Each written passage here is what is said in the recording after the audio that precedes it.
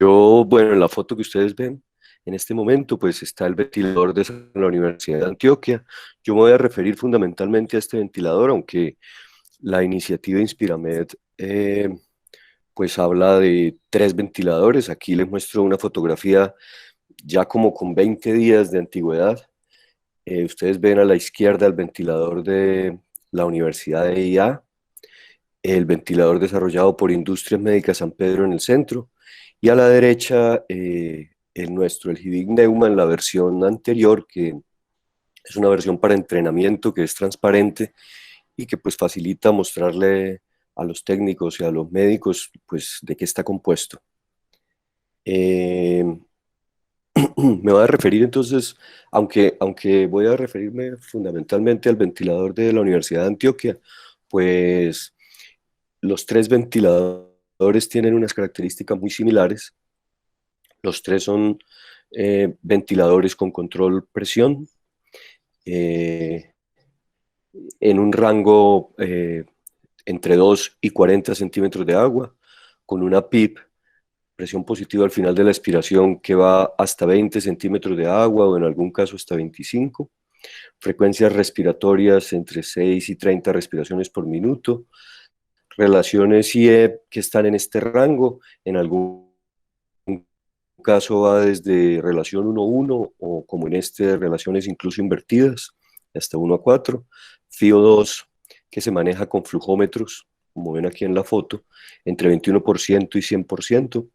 Autonomía de 2-3 horas. En este caso, nosotros garantizamos 2 horas, aunque la máquina en laboratorio ha durado hasta 3 horas con batería.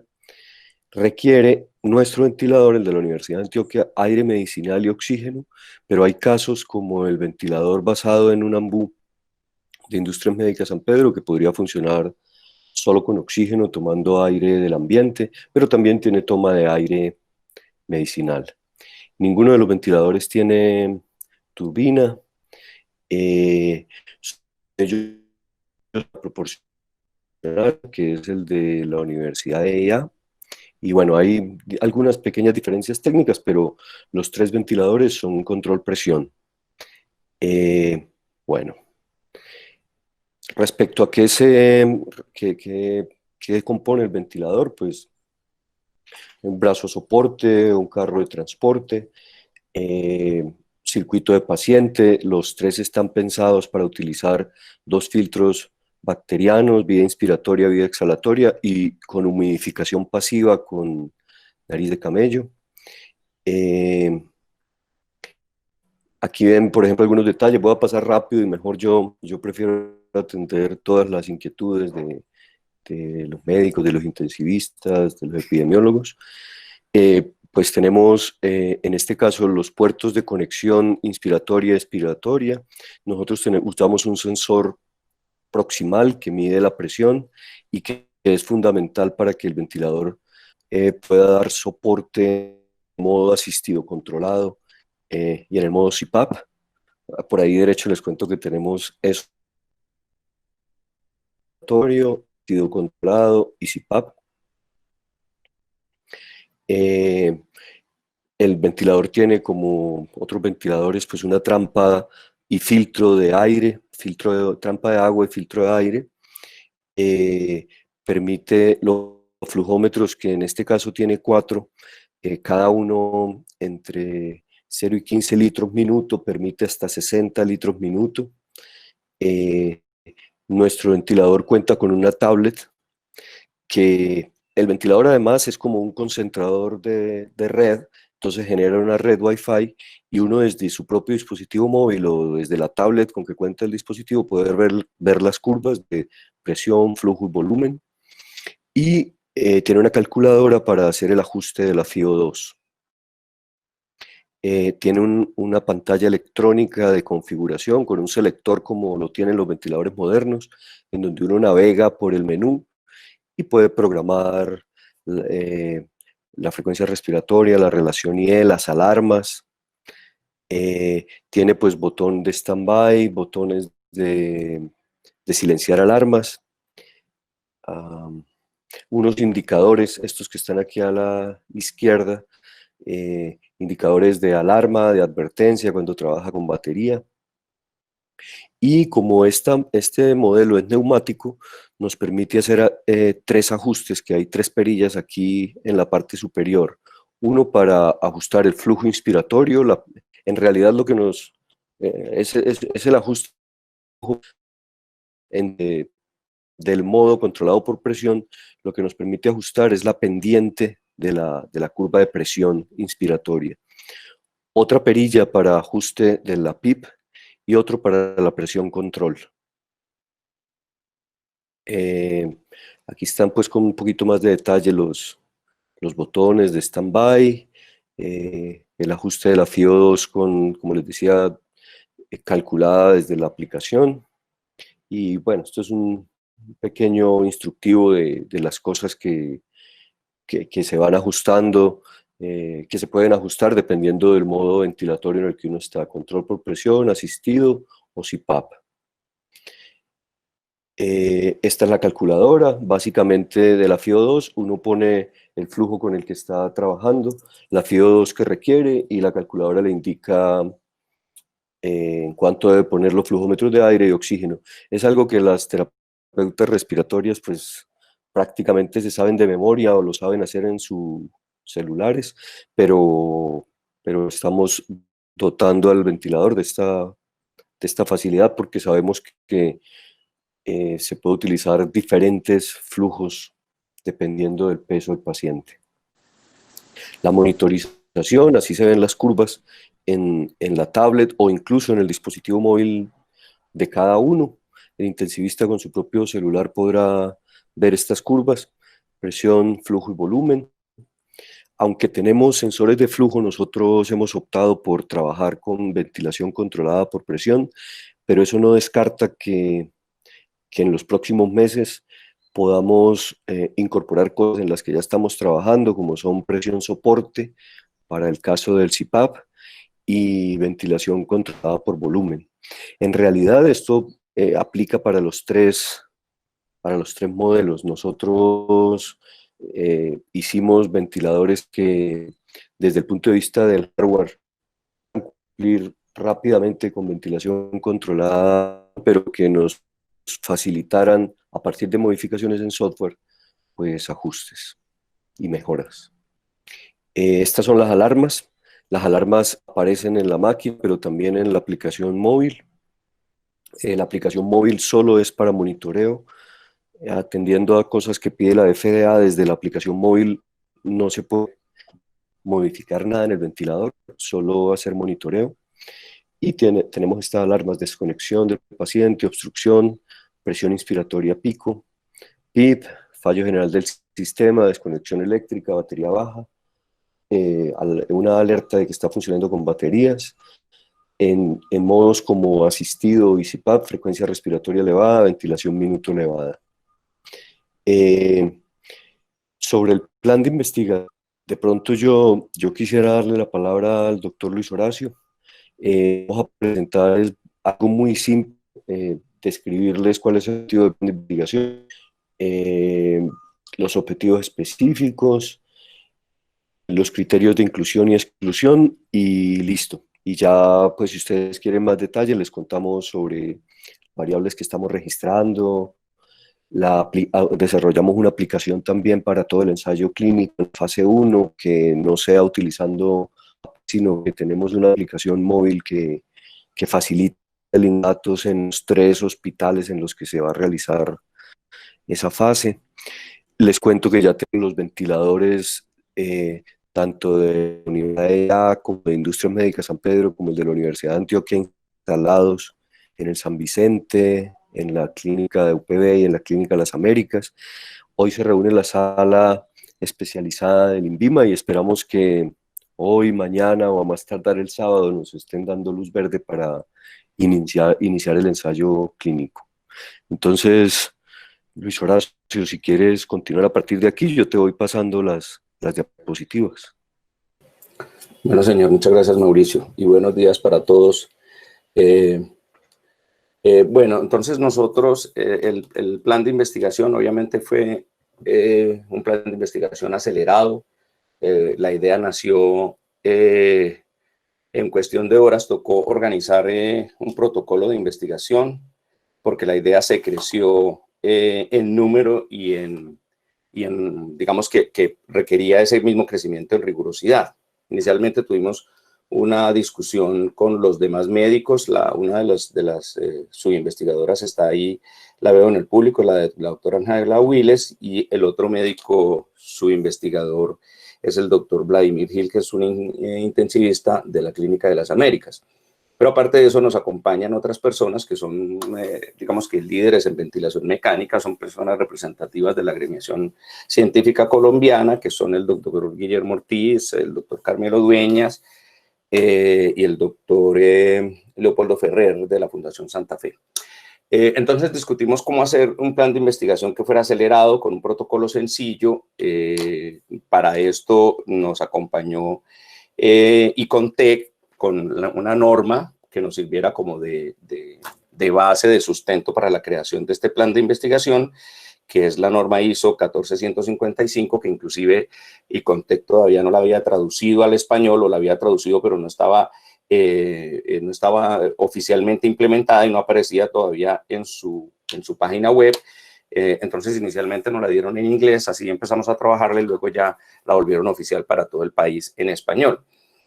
Con base en esa norma, entonces creamos, porque la norma específicamente habla de cómo crear investigación para desarrollo biotecnológico. Entonces, con base en esa norma es que creamos este protocolo de investigación. Por eso, digamos que para los médicos que hemos tenido alguna experiencia en investigación, tienen unos términos relativamente extraños como plan de investigación, pero básicamente las recomendaciones sobre los objetivos y los componentes de seguridad y ética son más o menos los mismos que se utilizan en los protocolos de investigación con moléculas y fármacos pues de la industria.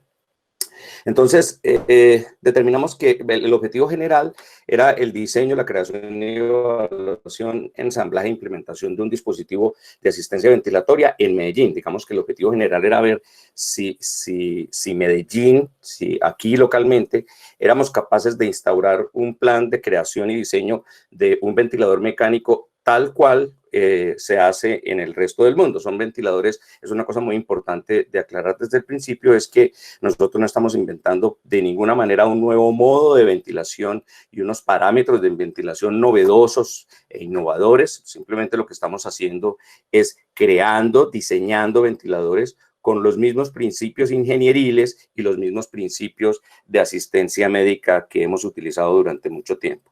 Entonces, pusimos como endpoint primario determinar la efectividad terapéutica de un nuevo ventilador de cualquiera de los tres prototipos, de los tres diseños de los que ha hablado Mauricio, específicamente con el objetivo específico de cubrir la crisis de la pandemia, porque obviamente en ese momento ya venían las publicaciones y las noticias de esa catástrofe humana sucedida en Wuhan y luego en Italia y posteriormente en España. Mauro, sigue con la posterior, por favor. Entonces, el título de nuestro estudio es un ensayo abierto, sin comparador prospectivo, multicéntrico, de un solo brazo, como prueba de concepto. Este estudio fue diseñado siguiendo las pautas de la norma ISO, como les estaba diciendo, para investigación clínica en dispositivos. Entonces, nosotros lo evaluamos, lo dividimos en dos partes, en dos fases, que esto incluso el hecho de nombrarlo como fase generó un poco de confusión con los evaluadores del INVIMA, porque cuando se habla de fase, pues obviamente se habla de las fases conocidas en investigación clínica, fase 1, fase 2, fase 3, pues, y la fase 4, la fase post-marketing. Debimos llamarla etapa 1 desde el principio, pero finalmente, como los documentos se fueron así y el vocabulario se volvió costumbre entre nosotros, llamarlo fase 1 y fase 2, pues así lo llamamos. Entonces, la primera fase es una cohorte muy pequeña de 15 pacientes, 5 pacientes por cada equipo. Es abierta, sin comparador, en la cual se determina la seguridad de los ventiladores. Básicamente ese es el fin específico. Después de pasar, una cosa que hay que tener en consideración es que después de pasar las primeras pruebas, que fueron las pruebas de simulación en ambiente real de los tres prototipos, sometidos a a retos muy importantes en los simuladores que tenemos en la Universidad de Antioquia y que tienen en la Escuela de Ingeniería o en la Universidad EIA, incluso manteniendo los 3 ventiladores en constante manipulación, en constante uso por más de 12 días, 10, 12 días, sometiéndolos, como les digo, a retos como si fueran pacientes supremamente críticos, deteriorando la distensibilidad, haciendo una simulación de un pulmón absolutamente afectado con una lesión pulmonar grave, o pacientes con una resistencia supremamente elevadas, como si fueran crisis asmáticas, o pacientes con una enfermedad pulmonar severa. Después de pasar eso, entonces hicimos la prueba en animales que acaba de nombrar Mauricio. Eso también con base en la recomendación de esa norma ISO. Entonces, la primera fase, ya digamos, después de la aprobación del INVIMA, que es lo que estamos esperando, sería esta pequeña cohorte, una cohorte de muy poquitos pacientes. La recomendación del INVIMA fue que cada paciente estuviera ventilado por 24 horas. Nosotros, digamos que sugerimos al INVIMA no someter a los pacientes a una ventilación de 24 horas porque nos parecía que no era necesario. Los intensivistas que están en el auditorio podrán sustentar lo mismo que yo sustento, que generalmente cuando le dejan a uno incluso ventiladores de diseño, los ventiladores comerciales, que son ventiladores que llevan mucho tiempo en el mercado, uno no necesita 24 horas para darse cuenta que un ventilador hace correr un riesgo a un paciente. Con un tiempo mucho menor para nosotros hubiera sido suficiente, pero la recomendación del INVIMA es que se tuviera una ventilación de 24 horas con ciertos parámetros que están estandarizados, digamos que para las 2 fases, y mirar cuáles eran las complicaciones normales de cualquier ventilación mecánica, volutrauma, barotrauma, y obviamente complicaciones relacionadas con el seguimiento de seguridad que se le hizo a cada uno de los equipos, de tal manera que las alarmas no fueran solamente simplemente destellos de luces y un sonido constante, sino que además pararan en el momento en que fuera a hacer algún tipo de lesión pulmonar. Es decir, por ejemplo, si la presión inspiratoria máxima, la presión dentro de la vía aérea que íbamos a tolerar máxima era 30 milímetros, pues que el ventilador no solamente tocara la alarma, prendiera, hiciera visible algunas luces, sino que parara y no produjera ningún daño. Eso para la fase 1. La fase 2 es un estudio abierto, multicéntrico, también de un solo brazo, con número indeterminado, porque digamos que estriba en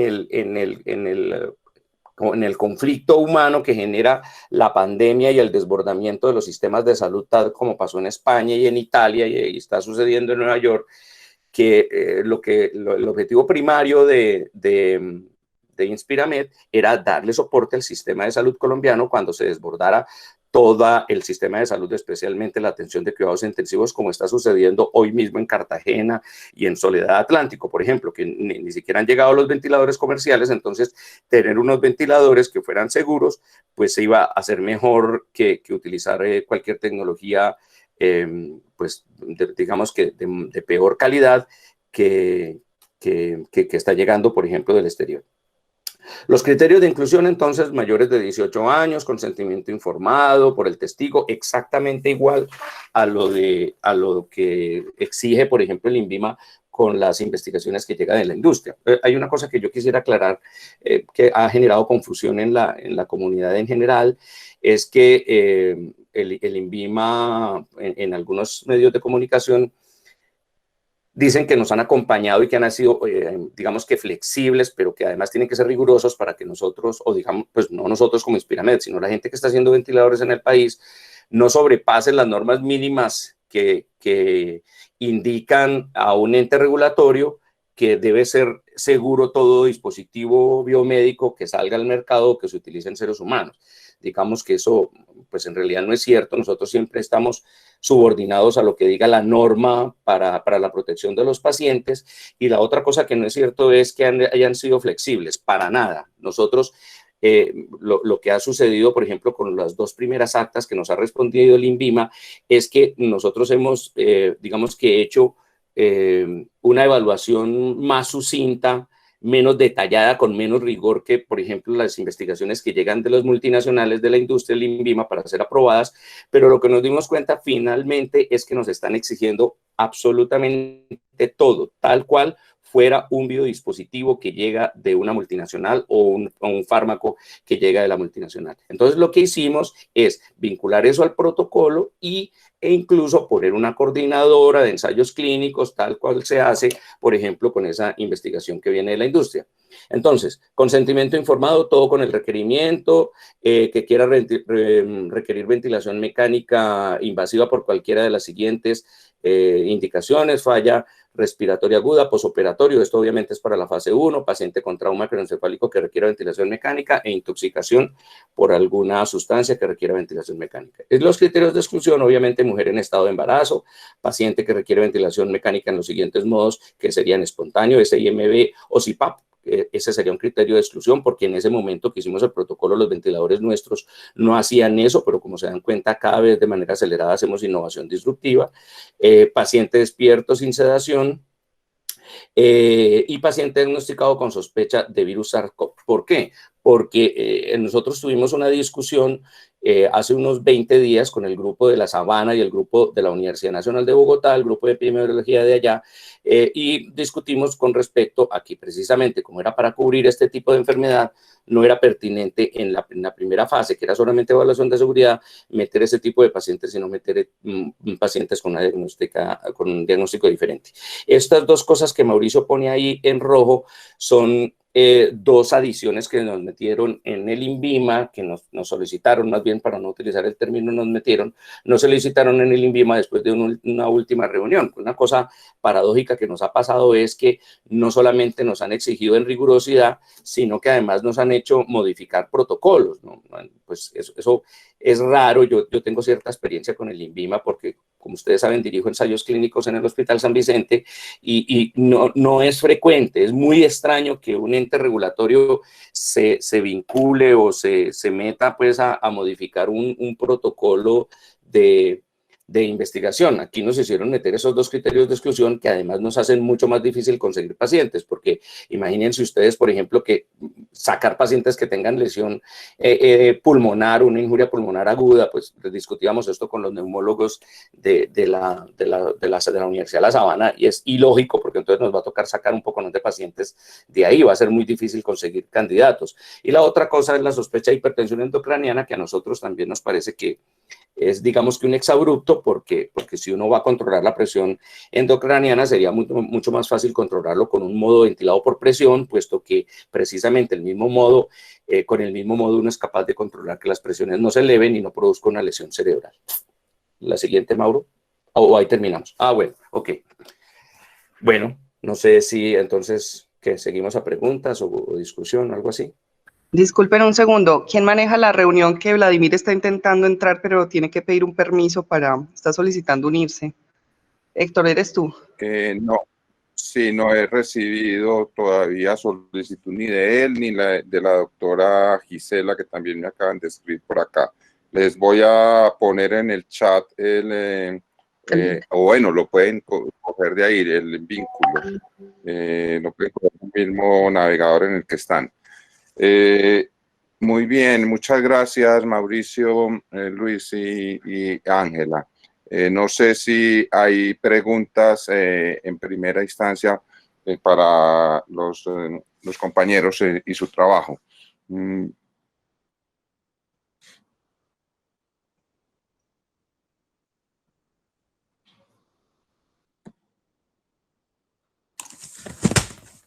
Perdón, Héctor, hago una pregunta muy sencilla creo que fue más para Horacio. Horacio, cuando les dicen que es una prueba de concepto, ¿eso qué alcance tiene? ¿Eso qué compromiso tiene? ¿Hasta dónde llega? ¿Qué utilidad tiene en este contexto específico? Fuera. Sí, eso lo discutimos inicialmente, digamos que cuando discutíamos qué tipo de investigación hacer, puesto que, es decir, el grueso de la investigación se trata precisamente de organizar un sistema de creación, ensamblaje de biodispositivos. Entonces, encontramos que volverlo como una prueba de concepto nos permitía, digamos que cierta laxitud en el protocolo para continuar después evaluando cómo se genera biotecnología nueva, o sea, cómo se dispara la investigación y el desarrollo tecnológico en la ciudad. Digamos que eso nos dio más herramientas para crear una línea de investigación que solamente un protocolo. Y como respondiéndote también eso, porque tenía que ver cuando presentamos el protocolo, cuando discutimos como les decía, con la gente de la Universidad Nacional y de la Sabana, una propuesta que hubo, por ejemplo, para que consiguiéramos unos datos, digamos que con mayor rigor metodológico, instrumental, que nos diera un mayor soporte y pudiéramos tener unas publicaciones que dieran una información que fuera más atractiva. También pensamos en no hacerlo como una prueba de concepto o como una cohorte sin comparativo, sino hacer, por ejemplo, un crossover. Ahí la discusión era que nosotros no estábamos creando un nuevo modo de ventilación, como les decía al principio. Pero el crossover sí, nosotros estábamos de acuerdo en hacer un estudio cruzado, comparando, por ejemplo, la tecnología comercial con nuestra propia tecnología. Sin embargo, cuando apareció esa propuesta, nosotros ya habíamos pasado todo nuestro protocolo y ya teníamos una respuesta del INVIMA. Entonces era supremamente enredado, por lo menos para la primera fase, que ahí sí se puede hacer el estudio cruzado. Era muy difícil porque tocaba modificar absolutamente toda nuestra documentación, echarnos hacia atrás casi un mes y medio, y decidimos nosotros por aparte seguirlo como una cohorte pequeña y luego una cohorte de número indeterminado para la segunda fase. Es más, los dos protocolos nuestros, así como se los estoy diciendo, fue digamos que asignado o decidido por el INVIMA que fuera el ejemplo piloto, digamos, que fuera la prueba piloto para todos los estudios que están saliendo en el país, que ayer nos mandaron una lista y son como 21 iniciativas, que fuera el piloto para todas las iniciativas que fueran a salir de ahí en adelante. Y si ustedes se meten a la página del INVIMA, aparece nuestro diseño y nuestra propuesta como si fuera un copy-paste ahí en la página del INVIMA como un ejemplo, como una prueba piloto.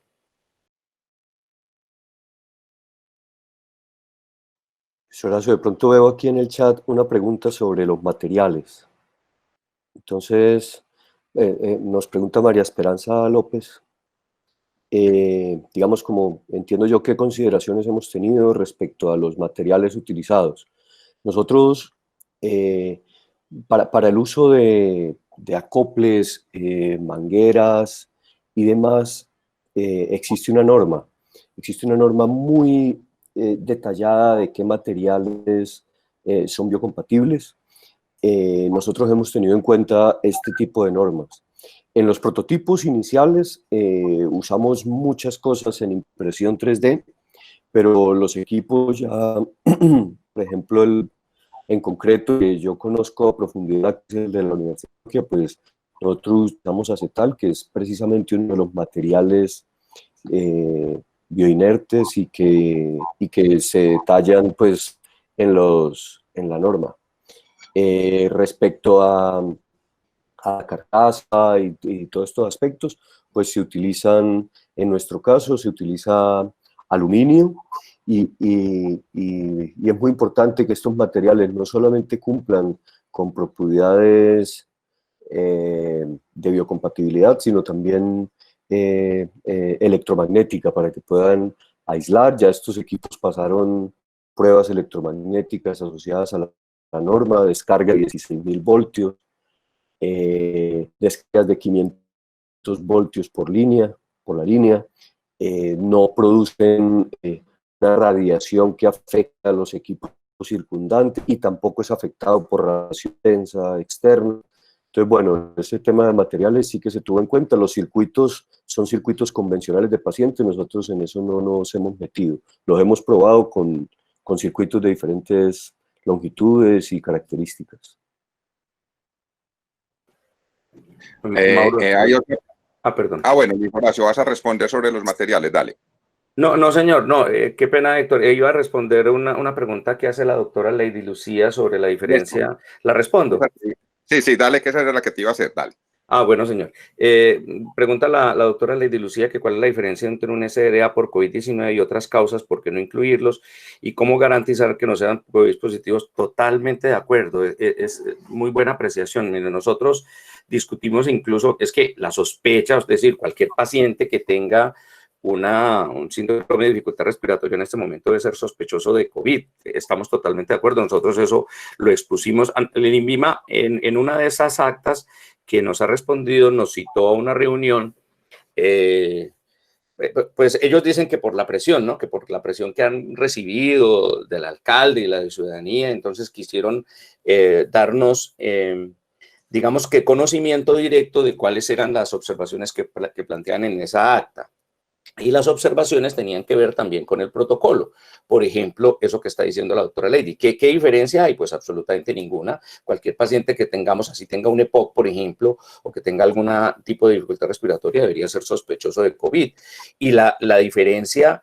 la diferencia, digamos, de la lesión pulmonar, a pesar de que se han hablado de nuevos fenotipos y líderes mundiales han hablado de fenotipos diferentes de SRA y de compromiso pulmonar, finalmente todos sabemos en este momento que no es una lesión directa sobre el epitelio pulmonar, sino que es una cascada inflamatoria severa, como sucede en la gran mayoría de SRA, con los mismos compromisos, inclusive histológicos y en muestras de necropsia. Entonces, es decir, hubiera sido exactamente igual.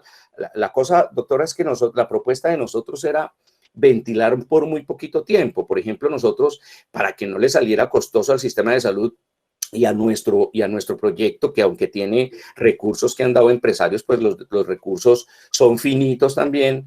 La propuesta de nosotros era ventilar pacientes durante muy poco tiempo, asegurar que haya primero no hayan lesiones, que las alarmas piten perfecto, que el paciente esté cómodo, y lo más importante es que genere un intercambio gaseoso, estarle viendo cuánto es el CO2 expirado, cuánto el CO2 del ventilador, cuánto el CO2 en la sangre, y lo mismo el oxígeno. Pero no, ellos decidieron modificarnos, exigirnos que fuera 24 horas, nos tocó vincular incluso rayos X de tórax, que para nosotros no era necesario, porque la propuesta de nosotros era un posoperatorio inmediato, cortico, sencillo, eso no se le toma rayos X a nadie, pero ellos insistieron en eso y nosotros, como vimos que la situación ya estaba tensa, el ambiente estaba caldeado, entonces decidimos obedecer tal cual ellos nos estaban hablando en el acta y en la reunión.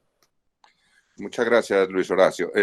Yo veo varias intensivistas acá en el chat y me gustaría, antes de darle la palabra a Carlos Giraldo y a otros que han hecho preguntas más de corte político, escucharlas a las intensivistas, a ver qué opinión tienen sobre los ventiladores. Veo, por ejemplo, a la doctora Gisela. Bienvenida. Veo también a María Eulalia, que aunque trabajes con chiquitos, con neonatos, también tiene experiencia con este tipo con estos ventiladores. ¿Quisieran intervenir alguna de las dos? Y también veo a María Victoria Restrepo por aquí. Gisela, por ejemplo. Sí, buenos días y muchas gracias. Yo estuve un momentico por fuera por problemas de internet. No sé si habrán dicho algo, el trigger, cómo funciona de este ventilador. Primero esa respuesta y después vuelvo a decir algo. El trigger son ventiladores controlados por presión. Nuestro ventilador tiene un sensor, en realidad tiene dos sensores de presión, uno proximal que se ubica en el filtro humidificador, el HME, y tenemos un filtro redundante a la salida de la vía inspiratoria. Entonces, la sensibilidad de disparo es por presión. Ok, gracias. Bueno, dentro de las características que debe tener un ventilador es, lógicamente, que la seguridad y que sea confortable. En el diseño yo le veo como una limitante, bueno, dos, digámoslo. Uno, que la frecuencia respiratoria solo es hasta 30 por minuto. No es infrecuente que nosotros en adultos necesitemos aumentar hasta 35, porque al utilizar volúmenes corrientes tan bajos como de 4 por kilo, para dar un volumen minuto aceptable necesitamos aumentar hasta 35. Ojalá nunca lo necesitáramos, pero no es infrecuente que necesitemos aumentar hasta 35. La otra, pues, limitante, lógicamente, que le veo es que solamente, pues, tiene el modo por presión. La medición de la mecánica ventilatoria, que tiene que ver con la seguridad, con la presión meseta, es mucho más segura, más fidedigna, más reproducible en los modos por volumen. En el modo por presión, la presión meseta realmente no, o sea, no es confiable, y eso es la seguridad del paciente, ¿cierto? El SRA, para manejar el SRA, mantener una presión meseta por debajo de 30, eso es lo que disminuye la mortalidad en estos pacientes y también da la seguridad. Entonces también le veo como esa limitante que solamente sea por presión. Y en cuanto a lo confortable, todos saben muy bien que la sensibilidad o el disparo por presión es da mucho más disconfort con el paciente. Los que ya han tenido experiencia manejando COVID saben que estos pacientes se despiertan muy mal, con mucha sincronía, y este sería otro punto adicional para que el paciente sienta no confort con el paciente. Con el aparato. Sí, doctor. Usted mencionaba como 3, digamos, debilidades de estos ventiladores. Yo me anticiparía a decirle que puede tener unas 20 a un ventilador comercial como un Puritan Bennett, un Hamilton u otros de estos ventiladores que llevan décadas de desarrollo. Estos ventiladores fueron desarrollados en los últimos 2 meses.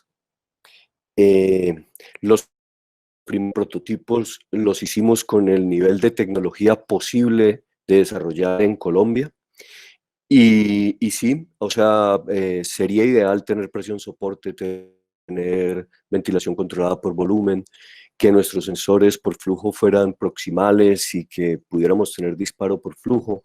Digamos, hay muchas debilidades, pero en el contexto de la emergencia, cuando nosotros hacemos un visión de los ventiladores que en el mundo se han hecho en los últimos 2 o 3 meses, con mucha tranquilidad y mucha seguridad que estamos en el top 5 de los ventiladores que en los últimos 2 o 3 meses se han desarrollado y que pueden ventilar incluso con 3 modos ventiladores, entonces ventilatorios. Nuestra premisa al iniciar fue ofrecer una solución en contexto de emergencia, no tener un ventilador comercial que pueda competir con lo que hay.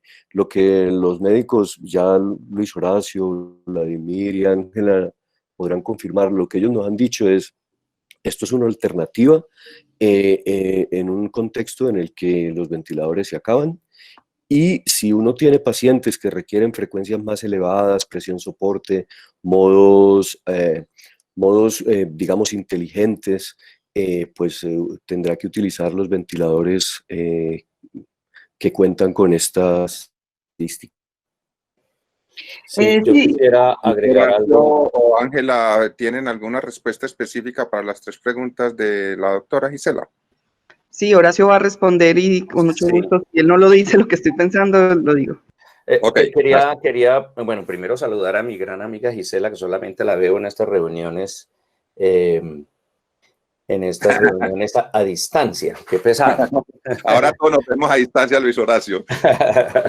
Bueno, para responderle a Gise, sustentando lo que está diciendo Mauricio, sí, es muy importante porque esto, obviamente lo que dice Gisela es absolutamente cierto. Todos quisiéramos un ventilador de tecnología de punta, pero ese no era el objetivo. Y nosotros lo especificamos, tal vez no hubo suficiente difusión alrededor de eso porque varios intensivistas nos han dicho lo mismo. Nosotros no pretendemos para nada reemplazar la tecnología de punta.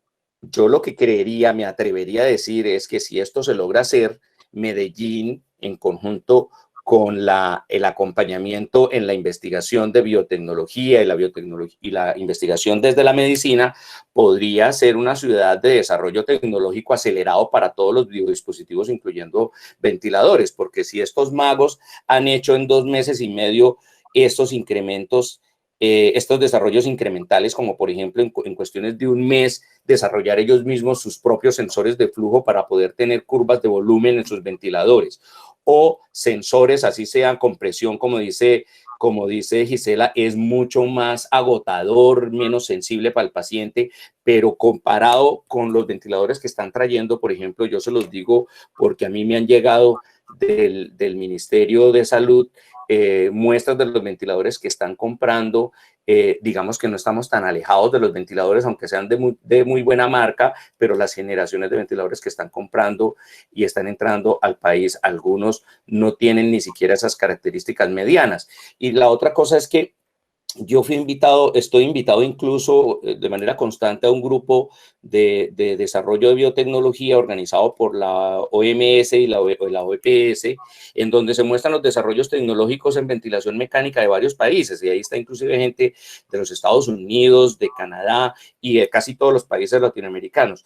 Y sustento lo que dice Mauricio. Mire, comparado con los desarrollos que tienen, por ejemplo, en Uruguay, en Perú, que están muy escasos, en México, e incluso en Canadá y en los Estados Unidos, los equipos de nosotros han tenido un desarrollo acelerado y están en el top de esos equipos basados en una ventilación por presión y no por volumen. Sin esas características adelantadas desde el punto de vista tecnológico que está nombrando Gisela, obviamente, pero con un buen desempeño para los pacientes, estoy seguro, mucho mejor que muchos de esos ventiladores que andan por ahí utilizándose. El doctor Carmelo Dueñas, por ejemplo, de Cartagena, nos mandó un ventilador que estuvo utilizándose en los países del centro de África, y son unos ventiladores que son, es decir, son maquinitas ahí como de insuflar aire y medir alguna presión, y le ponen un celular Samsung y le están modificando algunas curvas y mostrándosela, y por eso no lo están dando gratis como nosotros, que nosotros lo que estamos haciendo es un aporte para la sociedad sin cobrar. Los que invierten son los empresarios.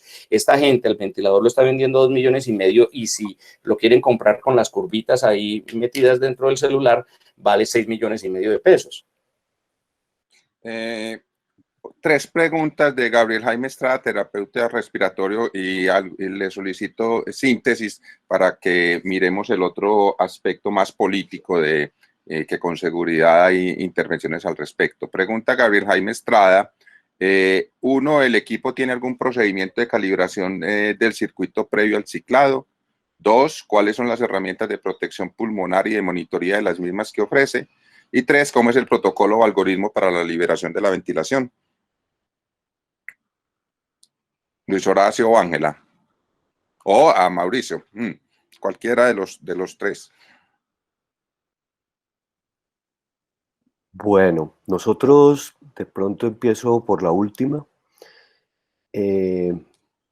Inicialmente estos ventiladores se pensaron para hacer ventilación de emergencia solo controlada por presión, con el paciente sedado y punto. Pero actualmente los 3 tienen el modo asistido controlado, con sensor de presión, aunque tenemos sensores de flujo. Lo que pasa es que para que la liberación de la ventilación en modos asistidos, SIMB o en modos más avanzados, funcione correctamente con sensores de flujo, es con flujo proximales. Esto implica un desarrollo en materiales, pues, que no significa que no lo podamos hacer, pero que tomaría más tiempo. Respecto a la liberación de la ventilación, nuestro ventilador tiene CPAP y esperamos que en unos 15 días tenga soporte. Entonces, lo que creemos es que esa liberación de ventilación se va a dar por esa vía. Digamos que desde el punto de vista técnico, ya desde el punto de vista clínico, durante el ensayo clínico, lo que yo creo que se ha planeado es que el paciente es ventilado durante 24 horas o menos, si el criterio clínico considera que debe pasar ya a una maniobra de weaning, y si debe pasar una maniobra de weaning, lo que se va a hacer en ese caso es cambiar al paciente a un ventilador estándar. Ya Luis Horacio me corregirá en eso, pero entiendo que es lo que se ha propuesto desde el principio, que ya todo el proceso de maniobra de destete se puede hacer con un ventilador que tengamos avanzados. Sí, digamos que para la fase 1 ese es el plan, ¿cierto? Cambiarlo a un ventilador comercial. En la fase 2, puesto que se supone que hay territorios de Colombia donde no van a tener ventiladores, ya con los desarrollos que se han hecho, digamos que se permite una ventilación espontánea, un auxilio con CPAP, y nosotros casi seguros que cuando estemos en la fase 2 los ventiladores ya van a tener presión de soporte, pues sería un protocolo de liberación tal cual se hace de manera estándar en todas las UCIs, utilizar los modos de ventilación espontánea, incluso pasarlo pues a un tubo en T si el paciente lo tolera. La cosa es que, como preguntaba la doctora anteriormente, la ventilación mecánica en los pacientes COVID no es tan corta como se creía inicialmente. Muchos pacientes duran más de 10 días ventilados y sedados, entonces obviamente van a tener alguna dificultad en la liberación. Creo yo que los modos de liberación espontánea serían los que se deben utilizar como cualquier otro protocolo. Sí. Y Doctora las Gisela, otras, la intervención cortica, por favor. de pronto, se me Sí, quedan Mauricio dos iba a preguntas. Sí, muy concreto. Nosotros tenemos una calibración de sensor de flujo y prueba de fugas cuando el ventilador se cae del circuito, se cae el paciente. Sin embargo, nosotros somos conscientes de los equipos requiere mejoras continuas y estamos haciendo eso. Por ahora, digamos, mientras los ventiladores se se hace el ensayo clínico, van a tener mejoras importantes en todo ese software. La monitoría que se hace, pues son variables de presión, volumen, flujo y frecuencia respiratoria, ventilación minuto. No tenemos sensores de oxígeno, digamos, para medir la FiO2 efectiva que se aplica, por ejemplo. Gracias. Gisela. Bueno, mira, gracias. Muy bien la respuesta. Yo lo que creo es que este ventilador, creo yo que funciona y va a funcionar muy bien en pulmones normales. Estoy casi segura que va a funcionar muy bien, pero sí tengo realmente las dudas si en un paciente de difícil ventilación, como es el paciente COVID que hace DREA difícil de manejar, yo realmente no sé, o sea, esa fase 2 ojalá pues contemple este tipo de pacientes tan difíciles de ventilar. Muchas gracias.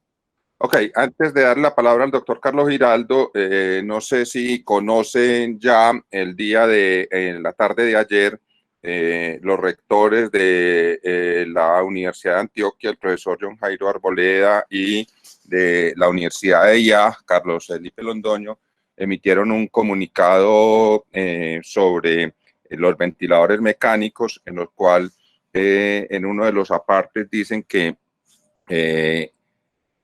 no se ha pretendido obtener aval del ente regulador sin cumplir las 3 fases antes mencionadas, la respuesta a la última solicitud de aclaraciones y asimismo presentación de evidencias técnicas fue entregada el pasado 26 de mayo y desde dicho momento estamos a la espera de los resultados del análisis de la información por parte del INVIMA para continuar con el ensayo en humano. Como instituciones académicas y científicas con un profundo sentido social, conscientes del momento histórico que vivimos, solicitamos encarecidamente al INVIMA estudiar de manera rigurosa y ágil la información suministrada por nuestros equipos de trabajo, situando su análisis en el contexto de emergencia que enfrentamos como país. Por supuesto, los rectores tienen que decir lo políticamente correcto, pero uno que no está atado a esas condiciones de protocolo, ve con muy malos ojos todo este proceso que le ha exigido el INVIMA para hacer el ensayo clínico a estos ventiladores y a todos los otros que hay en el país, y sospecha uno mucho de qué es lo que hay detrás de todo esto. Doctor Carlos Giraldo.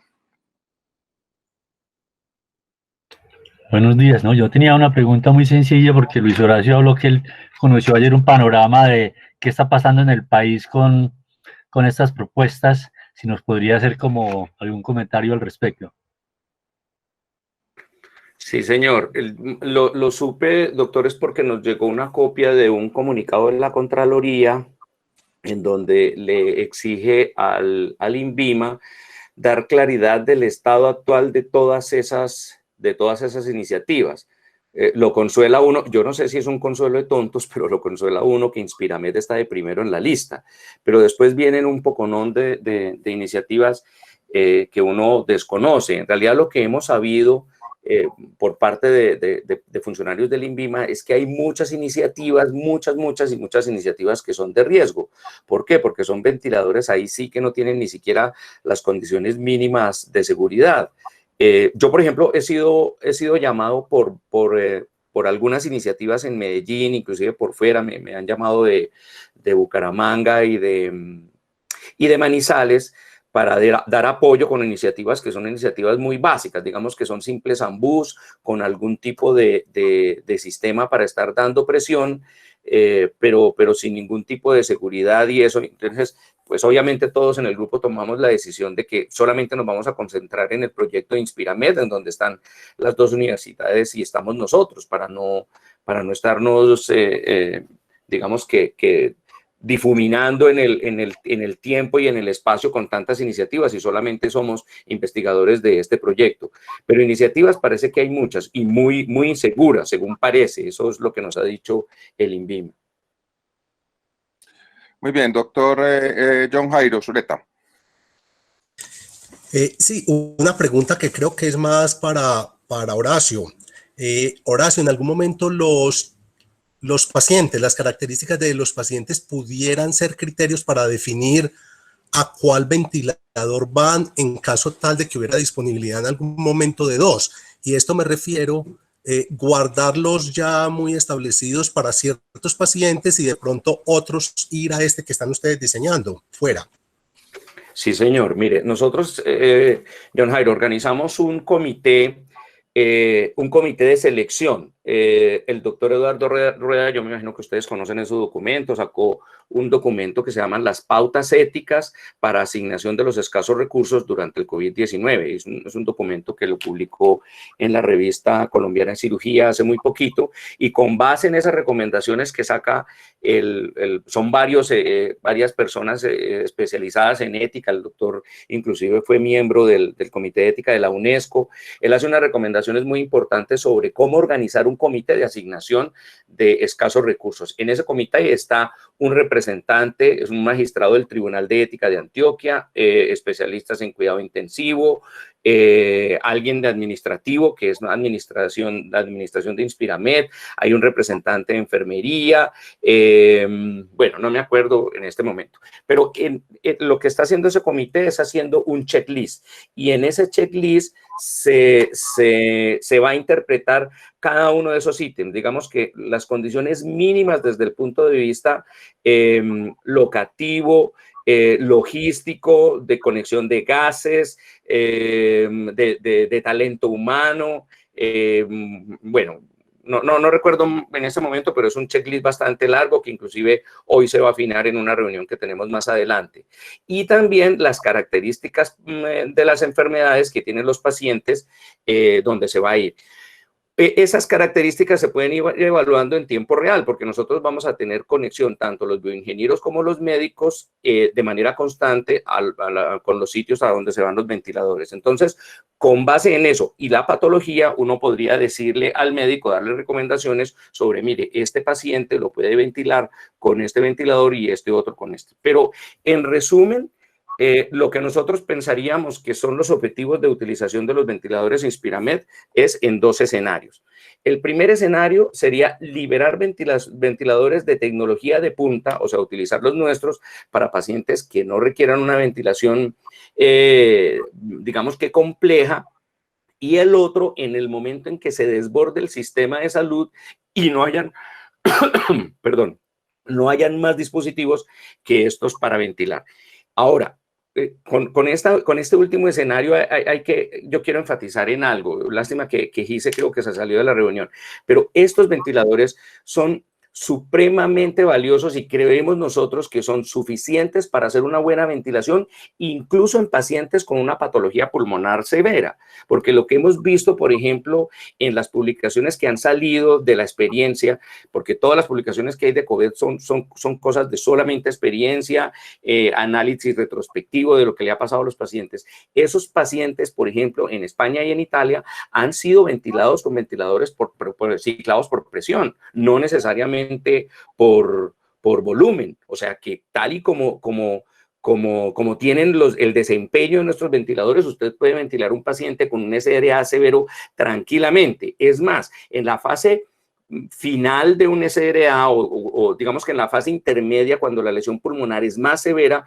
casi todos los intensivistas recurrimos siempre a la ventilación ciclada por presión, porque es una forma de dar una buena ventilación y una buena protección. Obviamente el ventilador tiene que tener unas variables de protección en el caso de que haya un desajuste, por ejemplo, en los gases arteriales, que sería lo que estaba diciendo Gisela, como subir el volumen minuto y esas cosas, que también la ofrecen los ventiladores de Inspiramed. Una última pregunta para que vayamos finalizando y dar paso al siguiente tema, Luis Horacio, y es la pregunta Hernán Mira, pero también yo la amplío. ¿Qué se sabe del uso compasivo o cómo aplica el uso compasivo según la circular del Ministerio de Salud de estos días en el caso de los ventiladores? Sí, señor. Nosotros se tomó la decisión en Inspiramed después de ese comunicado de seguir la producción. O sea, la producción se está haciendo, se están construyendo ya ventiladores y se van a empezar a entregar a algunas regiones. Se está haciendo en ese grupo de asignación de tecnologías que les estaba diciendo, se va a hacer un análisis para ver a qué ciudades del país que tengan esas condiciones mínimas, o sea, que los ventiladores no se vayan a volver un riesgo, sino que se utilicen de verdad para asistir a los seres humanos, para asistir a pacientes. Entonces se va a hacer un listado de ciudades a donde se van a mandar. Por ejemplo, sabemos que en este momento Cartagena es una ciudad que está desbordada, Barranquilla también. El doctor Achini, que es el presidente actual de la AMSI, nos estuvo contando anoche en una reunión con el ministro que están absolutamente desbordados y ya hay unidades de cuidado intensivo que no tienen ventiladores, no tienen unidades de cuidado intensivo, tienen unidades de cuidado intensivo en expansión, pero no tienen ventiladores. Entonces, a esas ciudades se va a mandar para el uso compasivo. ¿Qué se va a hacer? Obviamente lo que estaba escrito en la ley y lo que resaltó el ministro en la circular es simplemente un consentimiento informado donde se le advierta al paciente y a su familiar que es un dispositivo que no tiene registro sanitario del INVIMA, que se va a utilizar de manera compasiva, que lo requiere porque su vida depende de eso, pero además nosotros le vamos a hacer el mismo seguimiento exactamente igual como si estuvieran en el estudio. O sea, vamos a registrar sus datos, vamos a seguir con nuestro asesoramiento desde el punto de vista de ingeniería y desde el punto de vista médico, tal cual, como si estuvieran en el estudio. Obviamente esos datos no se pueden vincular a ninguna de las fases del estudio, pero el plan es utilizarlo de manera compasiva en ciudades donde se necesita, como le estaba diciendo. Creo que también vamos a mandar ventiladores a Cundinamarca para que los repartan pues entre Cundinamarca y Bogotá, que también se están pasando en capacidades y posiblemente también algún departamento del sur del país. A Leticia, a Nariño. Bueno, muchísimas gracias, profesores.